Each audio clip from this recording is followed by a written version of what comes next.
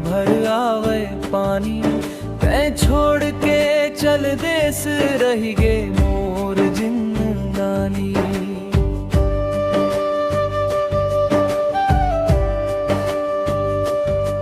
रोज रोज तो लाखों जव सपनाओं कहानी, तो बिना सुनना लागे मोर ये दुनिया सारी।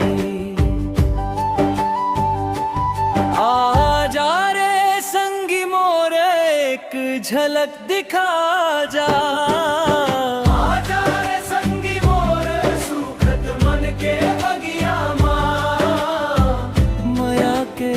फूल खिला जा तोर याद माँ मोर अखिया भर भर आवे पानी।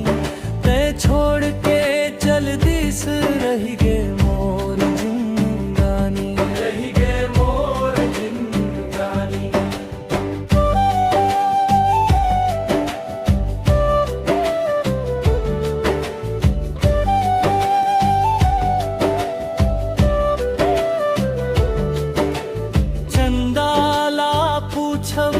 तै काबर नहीं आवस मोर दिल के पीराला खबर नहीं बुझावस।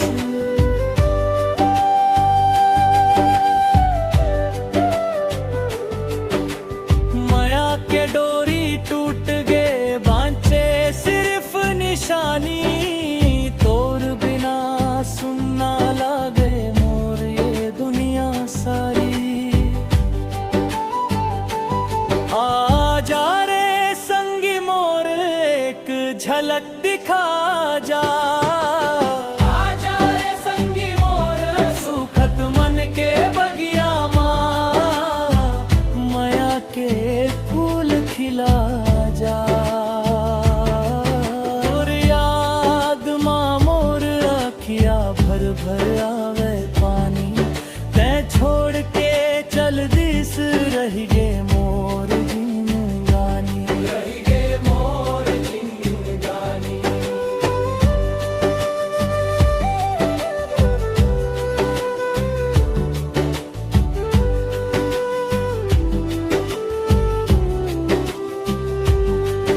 राह देखत देखत संझा घलो रो जाते।